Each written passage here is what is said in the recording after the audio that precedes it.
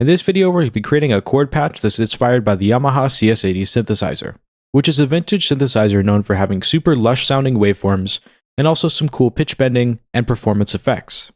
This synthesizer was frequently used on the Blade Runner soundtrack, so the sound that we'll be making is kind of inspired by that whole film score and sounds like this.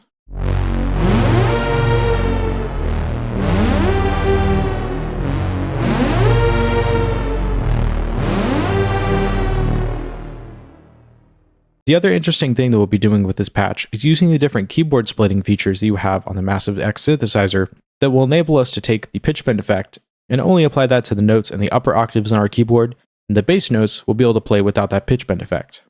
So to create everything, I went ahead and loaded up the Massive X synthesizer onto a new channel. We'll just go ahead and enable that, and then we can open it up. And this is just on the standard blank preset. And then we'll also turn down the volume just slightly, because once we start layering in all these different saw waveforms, things will get a little bit loud. And then the first thing that we want to do is go over to this first oscillator. We can leave it on its default setting, but bring this down just slightly so that we have a little bit of that triangle wave blended into our saw waveform. And we also want to go over to our semitone control and bring that down to -12. And then we'll go over to the second oscillator, bring the volume all the way up, and push this over to the right. And we also want to take this down to -12 so that the two octaves match. And then we'll take this down just a little bit further to 0.03. That way, this will introduce some phasing between the two oscillators because the pitch won't be exactly the same and the actual waveforms will be slightly different. So far that sounds like this. Then we also want to introduce some additional phasing that simulates analog drift, which is the pitch variation that you have between two different oscillators as they're cycling back on analog synthesizers. Because on digital synthesizers, everything's perfectly in phase at all times, but on these classic vintage synthesizers, the oscillators kind of drift in and out of pitch slightly, which gives this really nice chorusing effect. So to model that, we'll be using the VR modulation mode. This mode provides a random modulation that we can apply to our signal, and we'll apply that to the pitch, so we'll just select that and move that up to 0.15. And it's a really subtle effect, but it'll just introduce some natural chorusing between the two oscillators. The other thing that we want to do is move down to our voice section and make sure that unison is enabled. And we'll put that at 2 voices of unison. And then we can bring the stereo width down just slightly. So this will fatten up our whole sound.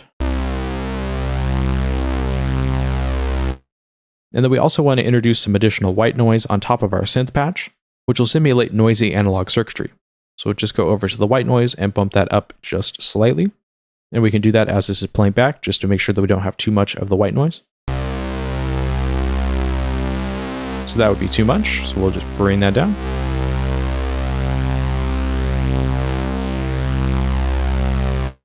So you'll have to do this by ear, but you just want a little bit of that white noise sitting on top of the whole signal. And then we'll go ahead and route that white noise so that it goes around our filter section, so that none of those high frequencies are cut out whenever we start applying filters. And then we'll just take this and route it around the filter. And you could really route this anywhere inside the synthesizer as long as it bypasses the filter section. Then we can move into our amplifier envelope and make the sound a little bit more like a pad. So let's go over to the attack, bring that up to about 30% or so. Leave the decay where it's at, keep the sustain where it's at as well. And then we'll just bump the release up slightly to just a little bit over halfway. So now we have a little bit of a fade in and fade out on our signal. And that sounds like this. Then next, we want to add in some additional analog style filtering. So let's go over to the filter section on the synthesizer and load up the Blue Monarch synthesizer filter, which is an analog style filter emulation. Then we'll change that to the low pass 2 mode, which means that the filter cutoff will be a little bit less steep and a little bit less harsh. And then we'll bring the filter frequency down just about there or so. And then we also want to take the gain and turn that up to about 75%. So that way we're overdriving our entire synthesizer patch into the filter, giving it some nice distortion and additional overtones. And that sounds like this. So that'll just help fatten up everything a little bit. So now let's apply some filter modulation. So go down to envelope number 2. You can select that and then just bring that over to the right. And then we want to leave that so it's just about in line where this little dot is here on the keyboard tracking knob. Then we want to make some adjustments to this. So let's go ahead and take the attack up slightly. And let's have the attack be just slightly longer than the attack on the amplifier envelope. So that way they're different, so it gives us a little bit more of an interesting sound. We can leave the decay where it's at by default. bring the sustain up to about 75%, and then take the release and put that all the way up. So that way, once we release the note on our keyboard, the filter envelope won't close automatically. So as the synth patch is ringing out, as we've set with the amplifier envelope, the filter will also stay open. And that just sounds like this.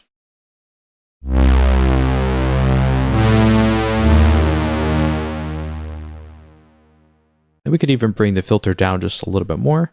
So it starts off a little bit more closed and has a bit more movement. Then let's go ahead and add the pitch bend effect you heard on the demo that I played in the intro. So what we'll do for this is go over to our third envelope and change that over to a modulation envelope. And then we'll have this affect the pitch of oscillator number 1, and it'll move up 24 semitones. So 2 full octaves. And this will also introduce some additional phasing effects as well, because the first oscillator will be pitch bending up, but the second oscillator will stay where it's at. So you'll get some cool interplay between those two oscillators. So next, let's go ahead and adjust the modulation entry. So we'll take the attack and put that just over halfway. Bring the decay all the way down. Sustain all the way up, so that it stays at that higher note once it pitch bends up to it. And then we'll take the release and put that all the way up. The cool part about adjusting the release like this is once we release the note on our keyboard, the pitch bend effect will fade back down to its original value really slowly, which will give us this kind of cool, eerie sounding effect. So far that sounds like this.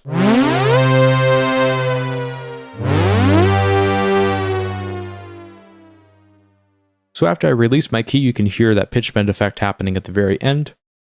And that's what the release is doing on the modulation envelope. So now let's go ahead and scale this modulation entry by one of the keyboard tracking envelopes you have on Massive, so that the lower frequency notes, the bass notes, won't have the pitch bend modulation, but the upper notes on the keyboard will. So this gives us a kind of cool and interesting expressive synth patch. So go over to the T1 envelope. Then we want to set this so that it scales the pitch modulation that we have on this first oscillator. So don't enter anything into this box. What you want to do is go down to this purple circle and move that all the way over to the right. So this means that the keyboard tracking envelope is now scaling this pitch value. And then we want to go ahead and turn this over to unipolar mode. And we want to create 2 different modulation entry points. So we'll have this start about there, and then go all the way down to 0. So whenever I play a lower note on my keyboard, no pitch bend effect is being applied. But whenever I play a higher up note on my keyboard, which gives us some really cool interplay between the 2 octaves, because we can do these sort of note switches that happen between the 2 different sections.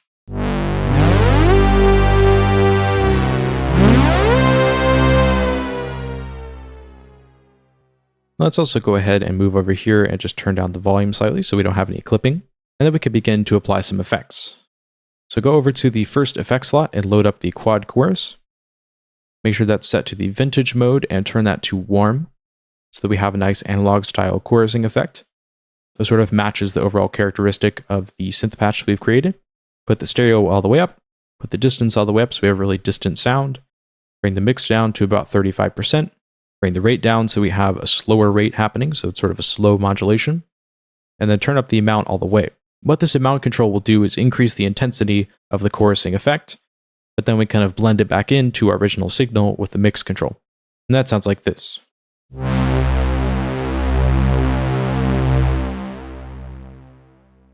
And then the final thing that we want to do is add in a reverb effect. So go to Effect Slot Y, go over to the reverb, take the mix down to about 25 or so, put the size all the way up, bring the color down so we have a little bit darker of a reverb sound. This will cut out some of those upper high frequencies. And then bring the chorus up so we have a lush reverb sound. And we could just bring that down slightly just so we don't have any more clipping. So all in all, our synth patch sounds like this.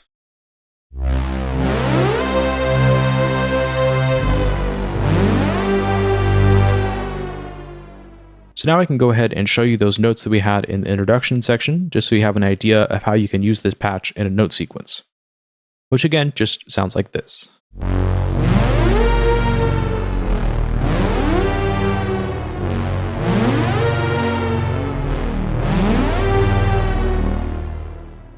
So looking at the notes we have here, it starts off on this F sharp and then goes down 3 semitones to this D sharp in the first octave.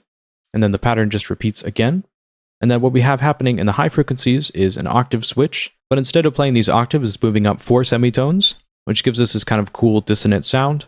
And that's the same thing happening here as well. So it's moving up 4 semitones from what it should be playing. And that's how I recommend using this type of synth patch, doing these sort of interplay between the different octaves. So you have a bass note happening, which plays a non-pitch bended note, and then you have a higher up frequency note that's playing that pitch bend effect. And by combining those two different sounds together, it gives you a really interesting and textured analog style sound. So I hope you enjoyed this synth patch, and I'll see you in another video.